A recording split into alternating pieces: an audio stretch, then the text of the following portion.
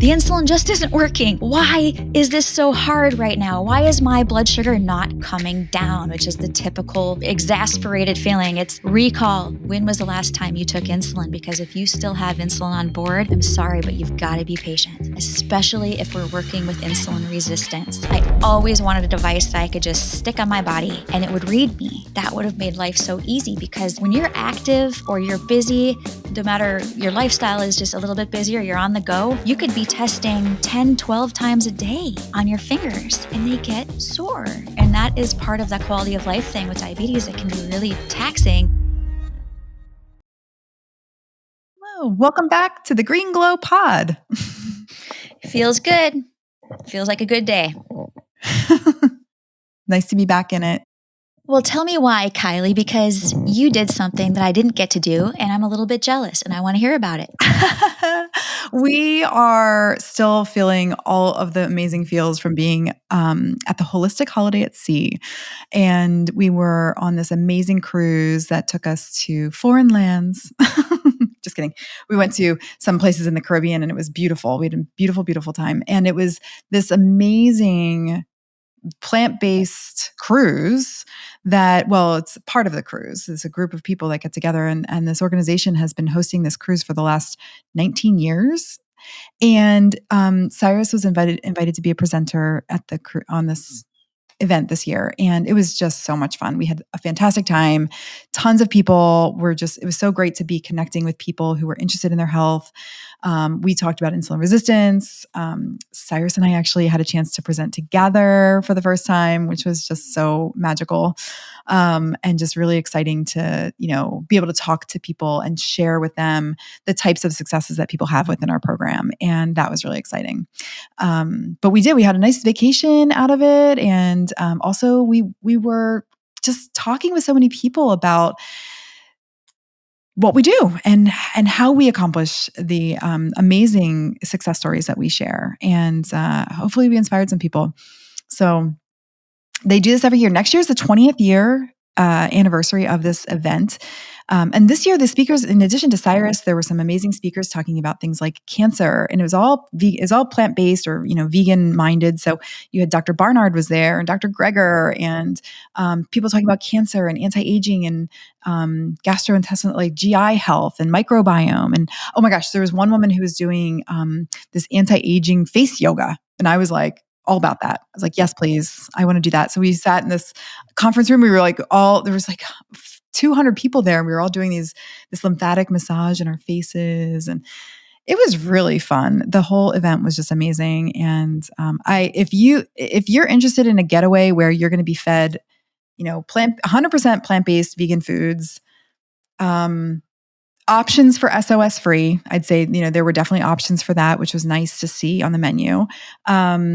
If you're interested in partnering and gathering with people who are on this journey with you, it is well worth it. It was so much fun. It's called the Holistic Holiday at Sea. Go look it up, 2025. What a great way to just jump in. Yeah, if you're plant curious, that would be the one way to absolutely jump in. And that, I love when there are opportunities to be yourself, but also be around the people that are driving this in the medical community. I think it's so nice to have that collaboration of regular folks who are not trying to become plant-based practitioners, but you get to mingle and talk to them and ask actual questions. And it's in a relaxed, fun environment. You don't have to feel like a person with a problem in a space like that. You can feel like you're exploring something as a solution. And it's just, it's not only is it inspiring, but it's really welcoming to be in a space where, there's no judgment of what I'm choosing to eat tonight for dinner. Absolutely. No, in fact, it's celebrated. It's like, yes, let's have more of that. And one of the things that was really cool, I've been to a lot of, medical style conferences over the years where you've got these same speakers, the Sharezies, the Dr. Scott Stoll, he's the head of the Plantrition Project. He's hosting these types of events for medical providers.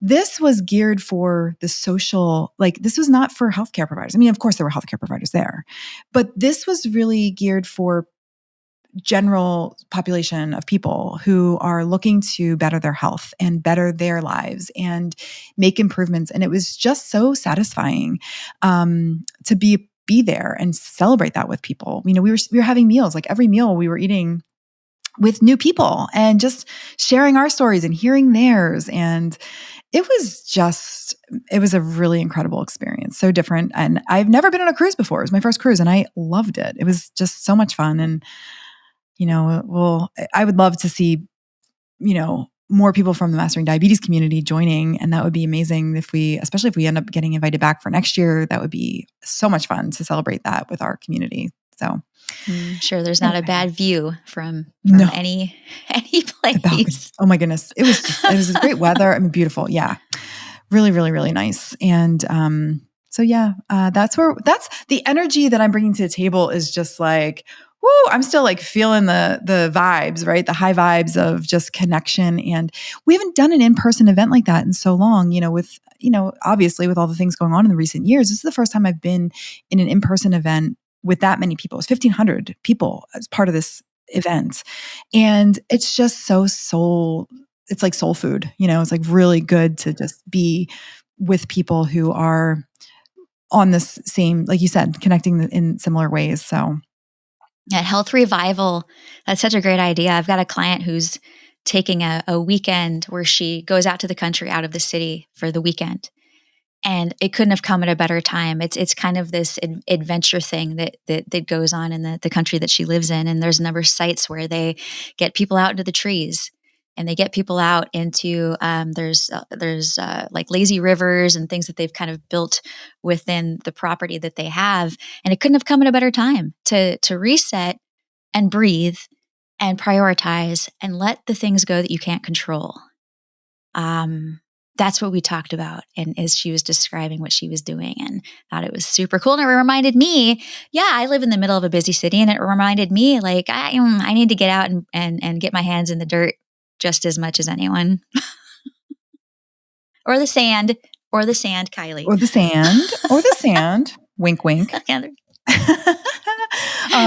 Well, yeah, I mean, and like, that was one of the cool things about being on the ship is like, you're just surrounded by water, endless water. And I definitely thrive by the, you know, ocean water, and ocean water is so healing anyway, just nourishing of that salt water. And my body really craves that. So, just being surrounded by water the whole time, I was like, this is amazing. Like, and you could feel the rocking of the boat. It was very soothing. I mean, I feel like I slept really well. Like, it was the whole thing. It was very, very satisfying. So yeah, we're in a whole new, this is where I'm coming with this energy this week. I'm feeling very uplifted. I'm feeling very excited. I feel really, you know, really like my passion's been like refueled in a way. And that feels really good for me, especially with what we're doing here to keep, you know, talking about these topics, because I was talking about these things with the people that we were participating with. Like, I was having so many conversations. I'm like, oh my gosh, we need to talk about that on the podcast. We need to talk about that on the podcast. Like, so anyway, well, we're coming in hot with a topic today. That's for sure. We sure are. We're going to get real juicy today, Lauren. You're absolutely right. And I'm so glad that we're getting here, because we're going to talk specifically diabetes talk today. And we're going to talk about blood glucose monitoring, and more specifically about your favorite topic, continuous glucose monitoring. Yeah, I'll have like a Libre in a box over here and a Dexcom over here, but I didn't do that. So let's just pretend anyways. I've got a Libre right here if anyone can see it on the back of my arm. But yeah, this is an area of interest for me. I can talk about it forever. There's so many different ways to talk about CGMs because they're trending. And that's trouble in a lot of spaces when something like a medical device is trending. And the reason why this is so important to me is because I have worn both the Abbott Freestyle Libre system and the Dexcom system interchangeably for about 8 years now. So I have done Libre 1, 2. I'm currently on Libre 3, and I have worn the Dexcom G5, G5 and G6. I haven't tried the 7 yet because it's way too expensive, but I'm itching to give that one a shot as a comparison. at some point, but I'm an advocate for them. I know that I'm on the record saying that CGMs should be falling from the trees. However, it's what we gain, what we learn. CGMs are a device that need a specialist attached to them. They need a coach. They need someone to be able to look at them with you, because the data is, it seems streamlined, it seems simple. But when you look at managing glucose values and you're thinking about, how do I improve my metabolic health? It is never just about the food. Never, ever, ever is it just about the food. We can look at glucose records on a CGM and clearly tell when someone's been eating. For those of us in the plant-based world, we can point out what a high-fat meal looks like over the course of a couple of days. And that's going to look a lot different than eating dessert, or something that's just going to be a higher concentration of sugar and fat. There's a lot going on with nutrition. There's a lot that can go on with exercise, but it's the things we don't see that also impact our glucose values that a CGM will not show us, like our stress level. And the CGM actually does show this, but the interpretation isn't always aligned. We think the food did it, but actually, if your blood sugar is rising out of nowhere, it could be your stress level. It could be, and that entails a lot of things. It could be what's going on at home, what's going on at work. There are so many factors that a person needs to think about before they just look and say, oh, the food is the problem. The food is what's doing this to my blood sugar that I'm not happy about. So that led me into thinking that what we could do is talk about CGM checkpoints today and create this kind of idea of 4 things to think about with your CGM before you overreact, or if you sense that they are inaccurate. How can we work with our CGM in a healthy way so that we continue to learn from it instead of get so angry that we want to rip it off our arm and throw it across the room? I mean, raise your hand if you've been there, right? Like wanting to throw your technology across the room, right? We're All the both raising, hands. yeah, all hands. I mean, here's the thing. I love this talk. I love this topic. This is a fantastic topic because, first of all, you have such incredible experience personally, professionally, in helping people like helping yourself understand what's going on with this technology, and also helping your clients and the people you've worked with understand this technology and what to do with this data. Because that's really what it's producing. A CGM is a device that you wear on your body that measures the interstitial fluid underneath your skin. It's basically a layer of fluid that's sort of hanging out between your skin and your muscle tissue. And so it's a little different than blood glucose monitoring. And, again, having to do with the timing of how glucose actually will be picked up by that interstitial fluid versus a blood glucose reading, which is slightly more accurate. It is the most accurate way of directly measuring from your blood.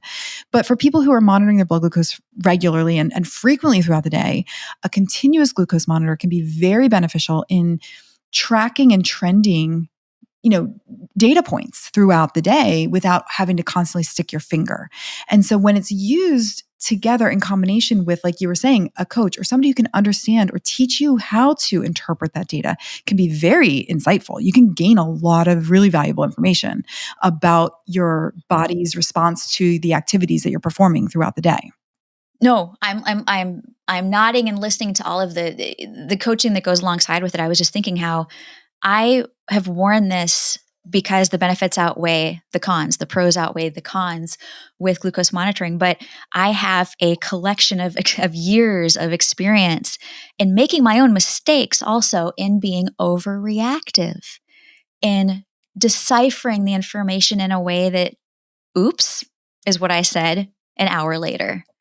The sensor caused me to either overtreat a low or to overcorrect a high. And that's what I'll talk more about here in a second. But what was your thought, Kylie? Well, just the final thought that, people are often given these devices without much education. And same thing with like people being handed vials of insulin without given, understanding when and how to properly inject insulin. A lot of times people are given a device like a CGM or are requesting that because they're seeing, oh, I can get more information and it won't hurt me because I want to poke my fingers all the time. And so if you're somebody who is using a CGM, continuous glucose monitor, and you're confused by it, it feels frustrating for you. First of all, maybe you have had great information from it. I've heard so many of our clients who will say, wow, I've really learned a lot using my CGM about what my glucose is doing. And also, it's helping me to stay more aligned with my choices because let's say I do have that high fat meal and my glucose the next day is going up, up, up, up, up. Well, that teaches me like, oh, well, this is really real. This is really impacting my glucose. I'm not going to eat that food. So I've had clients even say that their glucose meter or their CGM will actually help them stay even more aligned with the green light eating, which I love. Of course, we always love anything that's going to help you stay more aligned, right? But that instant feedback can be very valuable. And then again, when it comes to the troubleshooting, that's where the medical team may fall short in terms of understanding how not to respond to every alarm or every change that you're seeing. And that's exactly what you're going to talk more about, which is really valuable tips and teaching right now. So, Yes, I hope so. And this is something that is vital to talk to people about no matter what type of diabetes you have. If you're interested in wearing a CGM, you think it will help you, and you already are wearing one or you're thinking about wearing one, these are the things to think about. And I will tell you that I wouldn't have this knowledge without having done the extensive training that I've done with nutrition, but also the obsession I have with sports nutrition and the fact that I have used myself as an example.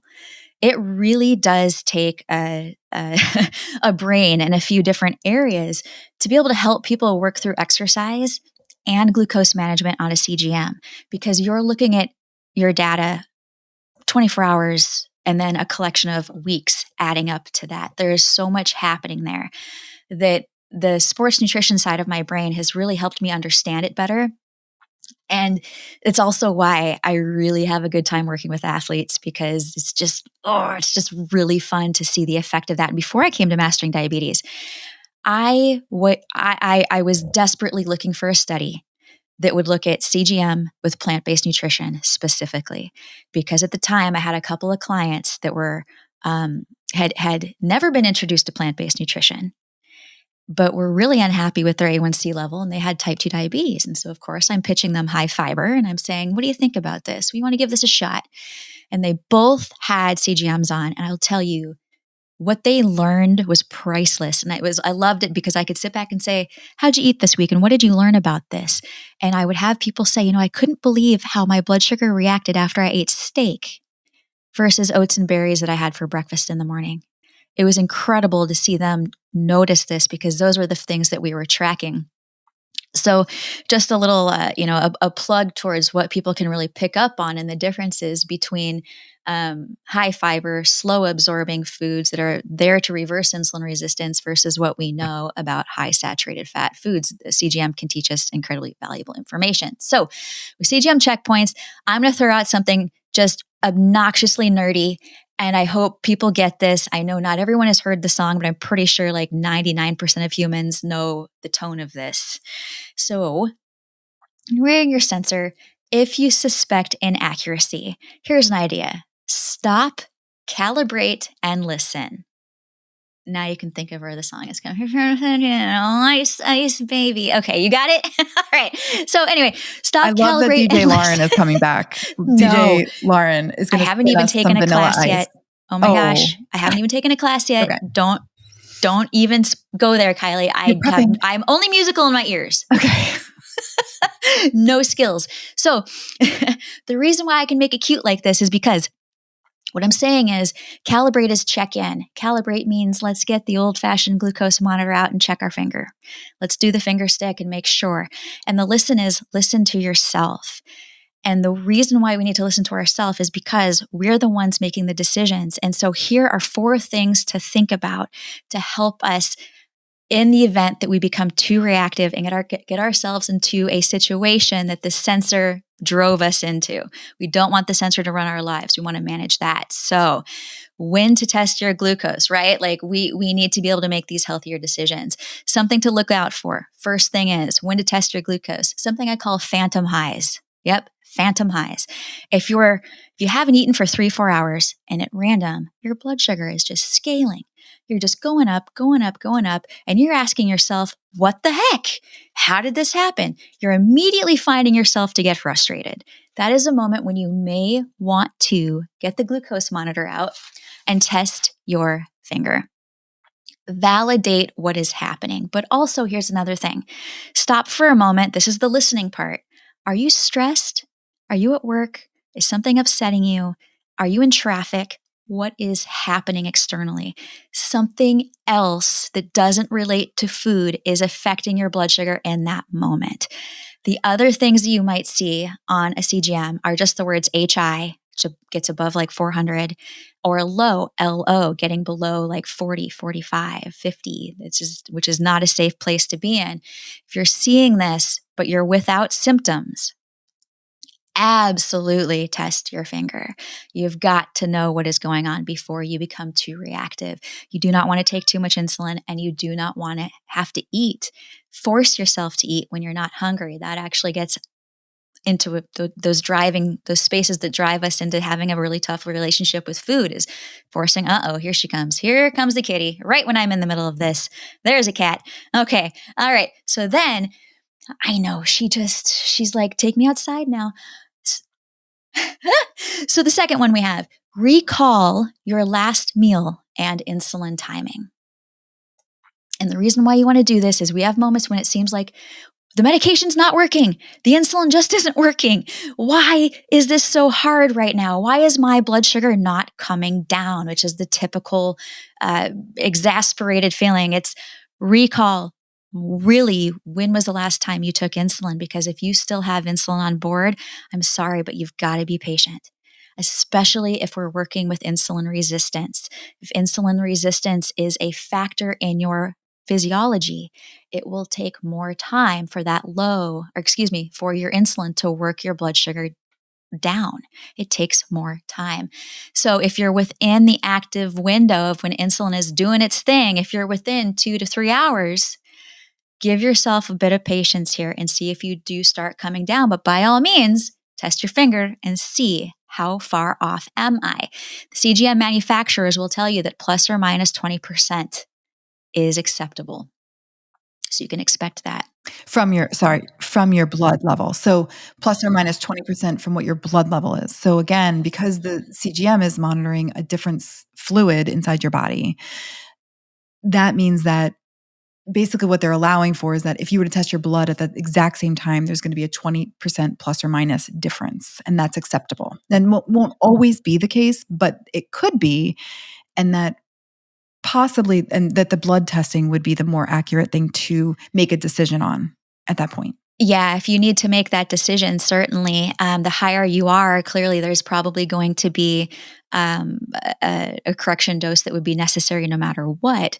But the more insulin sensitive you are, that becomes really important to have accuracy, particularly if you're about to exercise or you just got done exercising, so that you don't make a drastic decision. So yes, between the finger stick and the glucose monitor, there's going to be a difference, but it should not be detrimentally different. That is why we have to do these little checkpoints and recall.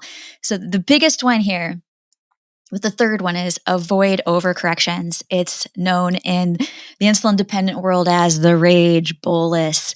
And that often leads to having a low blood sugar that you end up overcorrecting and overeating, and you can bounce right back up again. And that is that big drastic shifts in and out of range.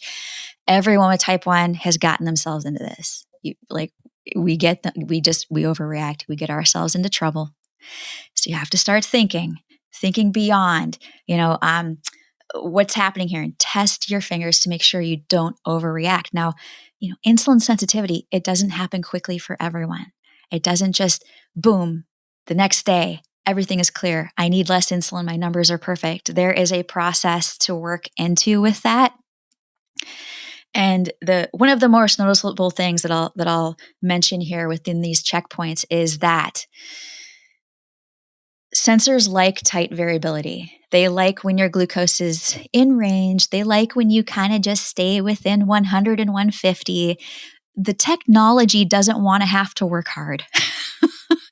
And it's more accurate when it doesn't work hard. So if you're having big swings from a low to a high or high to a low, be careful how quickly you react, particularly if you're attempting to take more insulin while you already have insulin on board from a meal.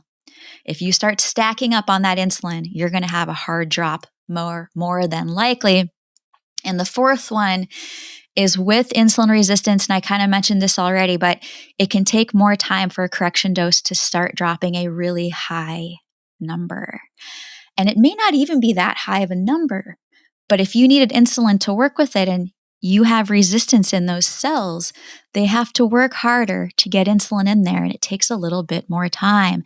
That also increases the margin of error for your sensor.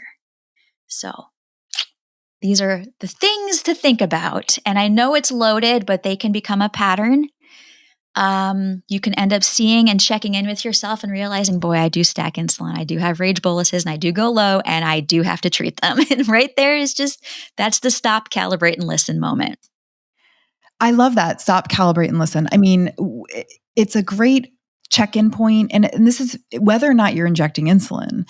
If you're suspicious that the number that you're seeing or the trend that you're seeing in your glucose meter or your CGM is not right, isn't matching what you feel or isn't matching what you're thinking. I mean, it could be a sensor issue. It could be related to the sensor. There could be a lot of other things to troubleshoot before going to I'm thinking about somebody who doesn't inject insulin. Maybe they would go on a run or something, which is fine and good. It's probably going to be good for them. But, if you're not sure that this number matches what you're experiencing, then that's a good reason to check and double check it with the blood glucose meter. Same goes for there are other things to troubleshoot in CGM using a CGM.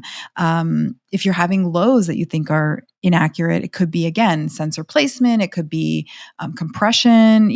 There are other factors that can contribute to that. So checking your blood glucose is a good way to at least sort of try to align it, see if the numbers align in any way. Are they close? Are they within 10 or 15 points of one another? Because if they're not, then at least you have that freedom. You can, you don't have to do anything, or you don't have to be afraid that something's going to happen to you. Yeah, peace of mind. We wear these. The best thing about CGMs is the safety factor. For parents that can watch what their kids are doing when they're at school, the way that you can two-way communicate, you can have, I could have my husband watch my sensor, which I dare not. I will not let him be watching my glucose. That is a privacy situation. We do not cross that line. Yeah, that is not information I'm going to start sharing and have to explain myself to him. Or he's like, did you eat my lunch? That happened the other day. You're like, you'll never know. I know, right? Like, he's not going to know now, but he would have caught it the other day because I did eat his lunch. So that certainly happened. But that's the nice thing with CGMs is there's a safety, there's a checkpoint, there's a peace of mind, but yet the technology doesn't replace the human factor, the decision-making. It is a responsibility. And I know we want to trust in everything that they're doing because it is the device that I honestly prayed for. It's the thing I wanted when I was a teenager. I always wanted a device that I could just stick on my body and it would read me. That would have made life so easy because when you're active or you're busy, no matter your lifestyle is just a little bit busier, you're on the go, you could be testing 10, 12 times a day on your fingers and they get sore. And that is part of that quality of life thing with diabetes. It can be really taxing. So to be able to put on a glucose monitor is it's the best thing that I think has ever happened to diabetes. Really? I mean, yeah, the insulin's great, right? We're surviving now. At least we're surviving now since 1921. But what really accelerated our progress and taking care of ourselves, and also having some anonymity about that, and being independent with our glucose information, is that the sensor gives us that empowerment, but it's how we use it. It's the decisions we make with it. And even no matter where automation may go with these devices, is please source an expert with CGMs. Work with an expert, at least that person that you can ask questions to. Don't sit on it and get frustrated. If you think you need help, we know that you need an assist. Absolutely. And we have amazing team members who are very well versed in CGM interpretation, data interpretation, and also in helping to connect the dots. I mean, our team this is what we do every day. We help people with diabetes care, and diabetes care includes CGM technology. So, if you're looking for some extra help, if you're listening to this, go and like your brain is like, you're having ringing in your ears because you're like, oh my gosh, this is me every day. I'm like so frustrated. Like, let us help you. We want to help you. We want to make your life so much easier and let you feel the appreciation of using the CGM and the other technology you're using. That's what our team is here for. So, if that's something you're interested in, like, send us an email. We can help you. Our email address is team@masteringdiabetes.org. Please write us if you're looking for help with, if you like some coaching help. Also, write us with any questions or concerns you have. We are happy to answer them and super excited to start to bring them to the pod. So, yeah, hop up on YouTube and tell us about your CGM adventure, and tell us if I mentioned something that just got you right in the heart, because I came up with these steps because I've committed every single one of them. So, we're a team in this. Yeah, absolutely. You already have, right. Let us be your partners here. Well, we are going to actually start jumping into the YouTube videos to help, answer some questions that we're seeing coming in. It's a good place for us to go. And so that's something that you can look forward to in the next week or two.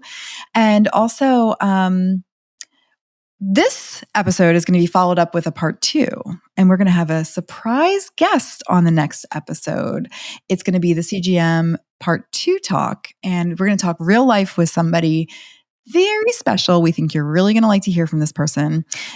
They have recently started using CGM technology, and troubleshooting, has been really interesting to move through that. So stay tuned for part 2 of this talk in particular, because we are going to get really deep. Deep in it. Yep. And honest. Super honest and super real. Yeah. So we think you'll like the second part of this. So we're going to leave you with a little cliffhanger for the next one, but hopefully you won't have to wait too long to hear it. We'll make that one come to life sooner. Perfect. I love it. I can't wait to do it again. We can talk about CGMs all day, and I know lots of people out there have questions. So for sure. We're ready for you. Yeah. Stay tuned. And thanks, Lauren. Thank you so much for sharing these tips. They were amazing. We hope that they're valuable for you. And don't forget to calibrate. Okay. Have a great day. Yeah. No, stop, calibrate, and listen. No, stop. Wait. Calibrate and listen to yourself. Stop, listen to yourself. Calibrate, and listen. Yeah. Love it. Yeah. Oh, gosh. This is going to come back to haunt me, this one. I don't know. I think, the DJ thing keeps getting filtered in. I won't be using that song. Oh, no. Baby. No? Okay. No. Oh, no. Okay. No, and that one's been done too many times. That's how easy it was to come up with a meme. So that's anyway. Right. All right, everybody. Hope you liked this one. Yeah. Have a great day. Bye.